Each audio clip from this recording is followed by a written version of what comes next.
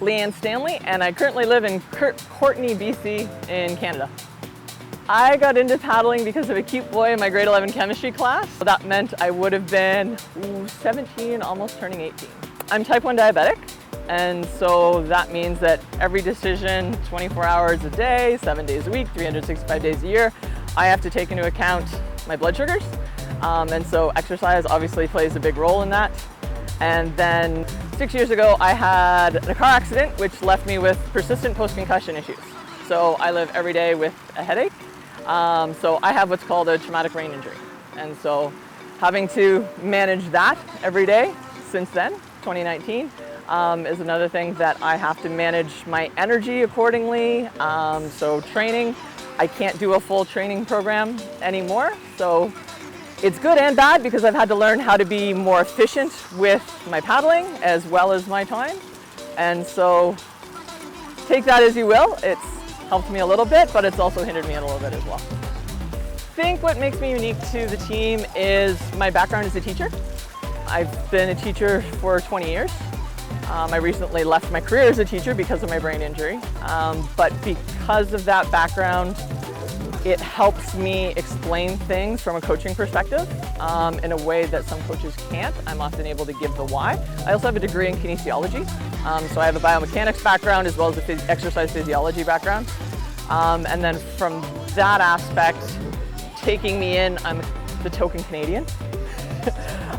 So I come from the Great White North, and just bringing that different perspective to the team in terms of I don't train year-round, I'm not on the water year-round, and just giving that perspective to paddlers around the world that may come from places that, you know, have ice, that you don't have to be on the water year-round. There's other things that we can do and still be highly successful, and just say, hey, you can still compete at the high levels even if you don't have access to the water year-round. Here's some other things that you can do to make it when you don't live on an ocean, because I just moved to an ocean 6 months ago, that you can still compete with the best of the world, even if you don't come from the places that most people expect the best in the world to come from. Memorable moments in my paddling career, there's so many.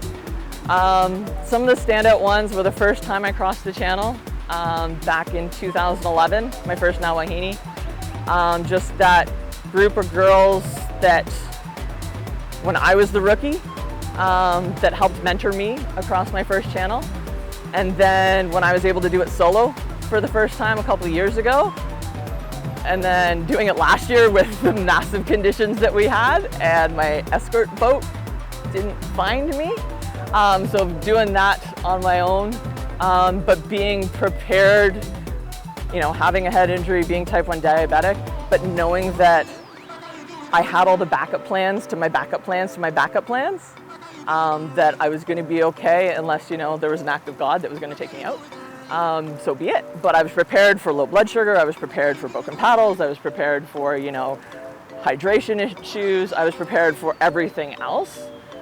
If, you know, an escort boat couldn't find me, or my team wouldn't be able to get into the water to refeed me, I was prepared for all those situations, kind of thing. Winning world sprints for the IVF, that was a huge thing for me as well. So that was last summer as well as 2022. Those were things that I was working for a few years, and so being able to finally kind of reach some of those goals felt pretty good.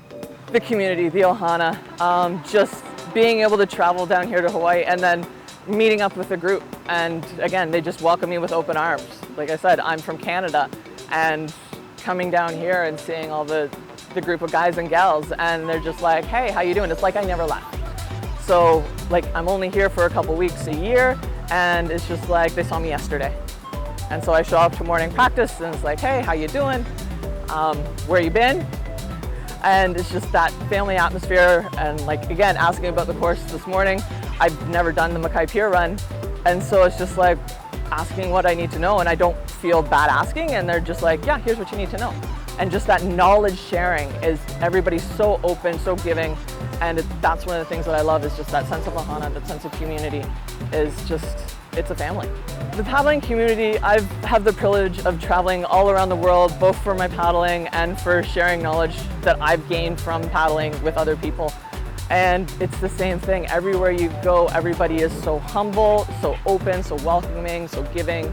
And I feel it's like my honor now and my responsibility to give back to that community, because I've been given so much throughout my life now. It's my responsibility to give back as I travel around. And it's so amazing everywhere I go that everybody is so open to sharing knowledge and giving knowledge, and that's the beauty of the paddling community. And it doesn't matter if it's outrigger, surfski, SUP, every paddling community that I've been a part of, it's amazing. But there's something about the outrigger community that is just so special. It's a beautiful thing. So what I tell my younger self is write more things down. So when it comes to race, you want to try and remember, what did I learn last time? And so what did I get out of this race? What did I learn? Or even out of training sessions. What did I learn from this training session? Because the more you write down, the more you can refer back to it. So for me as a type 1 diabetic especially, it's like I eat the same breakfast every time before a race. And so I need to know, how much insulin did I take? What did I eat? All these kind of things. But even when it comes down to fueling, how long was the race? How much did you drink? Did you drink all of that fluid at the end of the race? Those kind of things. Did it work for you? Did you cramp? Who was ahead of you? How did it work? Did you feel this? Did you feel that? How were the bumps? How were the currents? What line did you take? Those kind of things. So then when you go do those courses again, you can look at what are the conditions, how do they compare to the next time, so you know this line worked, this line didn't work, this person that took that line in these conditions, it worked better, it worked worse.